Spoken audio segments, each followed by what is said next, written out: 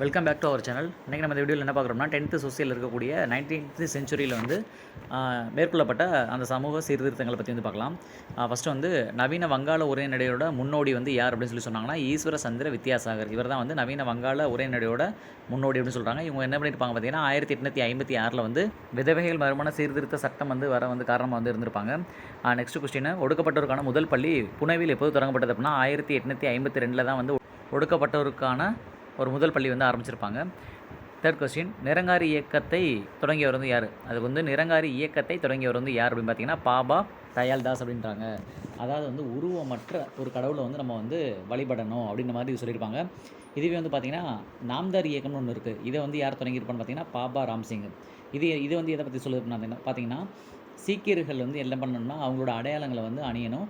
ஆனால் வந்து எக்ஸப்ட் வால் இதை தவிர வந்து மற்ற எல்லாத்தையும் அவங்க வந்து அணியணும் அப்படின்ற மாதிரி சொல்லியிருப்பாங்க. நெக்ஸ்ட் கொஸ்டின், ஒரு பைசா தமிழன் என்ற வாராந்திர பத்திரிகையை வந்து தொடங்கினது வந்து யார் அப்படின்னு பார்த்தீங்கன்னா அயோத்திதாச பண்டிதர். நெக்ஸ்ட் கொஸ்டின், வைகுண்ட சுவாமிகள் அவங்களோட வந்து இயற்பெயர் வந்து என்ன அப்படின்னு கேட்டிங்கன்னா முடிசூடும் பெருமாள் அப்படின்றது தான் இவரோட இயற்பெயர். நெக்ஸ்ட்டு திராவிட பாண்டியன் என்ற இதழ் வந்து எப்போது தொடங்கப்பட்டது அப்படின்னா 1885 தான் தொடங்கப்பட்டது. இது யார் தொடங்கியிருப்பானா வந்து அயோத்திதாச பண்டிதர் தான் தொடங்கியிருப்பாங்க.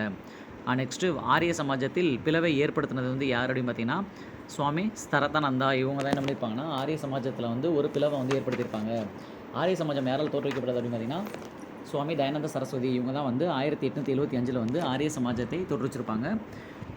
நெக்ஸ்ட் வந்து பார்த்திங்கன்னா சமரச வேத சன்மார்க்க சங்கம் எப்போது தொடங்கப்பட்டது அப்படின்னா சமரச வேத சன்மார்க்க சங்கம் வந்து 1856 வந்து தொடங்கப்பட்டது. பின்னர் வந்து இந்த அமைப்பு வந்து எப்படி வந்து பெயர் மாற்றம் செய்யப்பட்டது அப்படின்னு பார்த்தீங்கன்னா சமரச சுத்த சன்மார்க்க சங்கம் அப்படின்னு வந்து பெயர் மாற்றம் வந்து செஞ்சுருப்பாங்க.